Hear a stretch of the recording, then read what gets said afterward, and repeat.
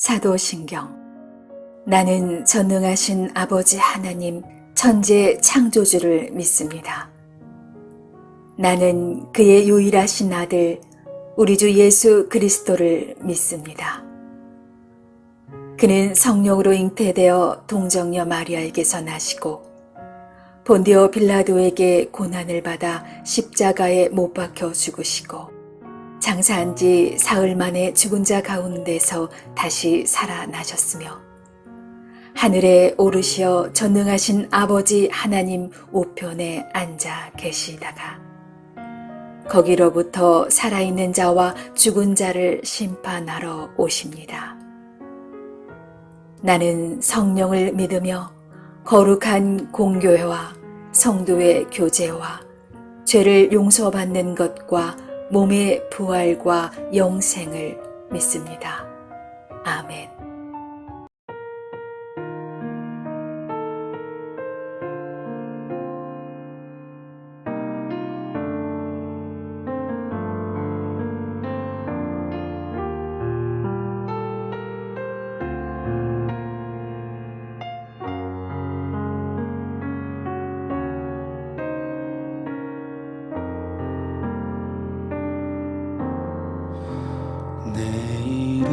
내일은 난 몰라요. 하루하루 살아요. 불행이나 여행함도 내 뜻대로 못해요. 험한 이 길 가고 가도 끝은 없고 고네요. 주님 예수 발레미사 내 손 잡아주소서. 내일은 난 몰라요. 장래일도 몰라요. 아버지여 날 붙드사 평탄한 길 주옵소서. 좁은 이 길 진리의 길 주님 가신 그의 길 힘이 들고 어려워도 찬송하며 갑니다. 성령이여 그 음성을 항상 들려주소서. 내 마음은 정했어요. 변치 않게 하소서. 내일은 난 몰라요. 장래일도 몰라요. 아버지여 아버지여 주신 소명 이루소서.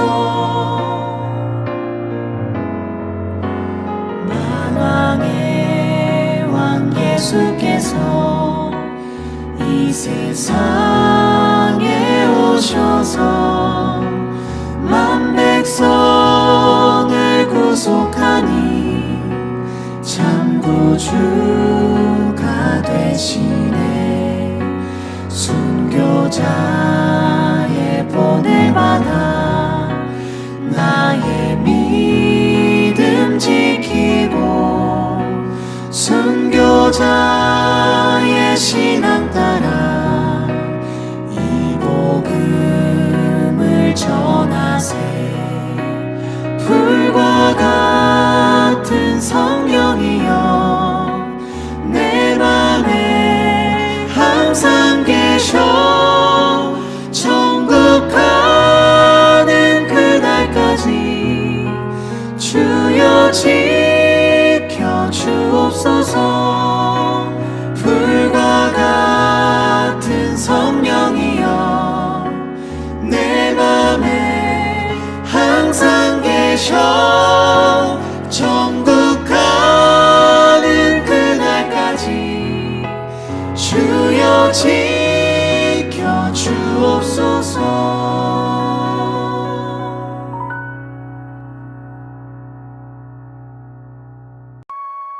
사울의 집과 다윗의 집 사이에 전쟁이 오래매 다윗은 점점 강하여 가고 사울의 집은 점점 약하여 가니라. 다윗이 헤브론에서 아들들을 낳았으되 맏아들은 암논이라 이스라엘 여인 아히노암의 소생이요 둘째는 길르압이라 갈멜 사람 나발의 아내였던 아비가일의 소생이요 셋째는 압살롬이라 그술왕 달메의 딸 마아가의 아들이요 넷째는 아도니아라 학기스의 아들이요 다섯째는 스바디아라 아비달의 아들이요 여섯째는 이드르암이라 다윗의 아내 에글라의 소생이니 이들은 다윗이 헤브론에서 낳은 자들이더라. 사울의 집과 다윗의 집 사이에 전쟁이 있는 동안에 아브넬이 사울의 집에서 점점 권세를 잡으니라. 사울에게 첩이 있었으니 이름은 리스바요 아야의 딸이더라. 이스보셋이 아브넬에게 이르되 내가 어찌하여 내 아버지의 첩과 통간하였느냐 하니 아브넬이 이스보셋의 말을 매우 분하게 여겨 이르되 내가 유다의 계벌이냐? 내가 오늘 당신의 아버지 사울의 집과 그의 형제와 그의 친구에게 은혜를 베풀어 당신을 다윗의 손에 내주지 아니하였거늘. 당신이 오늘 이 여인에게 관한 허물을 내게 돌리는도다. 여호와께서 다윗에게 맹세하신 대로 내가 이루게 하지 아니하면 하나님이 아브넬에게 벌이에 벌을 내리심이 마땅하니라. 그 맹세는 곧 이 나라를 사울의 집에서 다윗에게 옮겨서 그의 왕위를 단에서 부엘세바까지 이스라엘과 유다에 세우리라 하신 것이니라. 하매 이스보셋이 아브넬을 두려워하여 감히 한마디도 대답하지 못하니라. 아브넬이 자기를 대신하여 전령들을 다윗에게 보내어 이르되 이 땅이 누구의 것이니까? 당신은 나와 더불어 언약을 맺사이다. 내 손이 당신을 도와 온 이스라엘이 당신에게 돌아가게 하리이다. 하니 다윗이 이르되 좋다. 내가 너와 언약을 맺거니와 내가 네게 한 가지 일을 요구하노니 나를 보러 올 때 우선 사울의 딸 미갈을 데리고 오라. 그리하지 아니하면 내 얼굴을 보지 못하리라 하고 다윗이 사울의 아들 이스보셋에게 전령들을 보내 이르되 내 처 미갈을 내게로 돌리라. 그는 내가 전에 블레셋 사람의 포피 100개로 나와 정언한 자니라. 하니 이스보셋이 사람을 보내 그의 남편 라이스의 아들 발디엘에게서 그를 빼앗아오매 그의 남편이 그와 함께 오되 울며 바후림까지 따라왔더니 아브넬이 그에게 돌아가라. 함에 돌아가니라.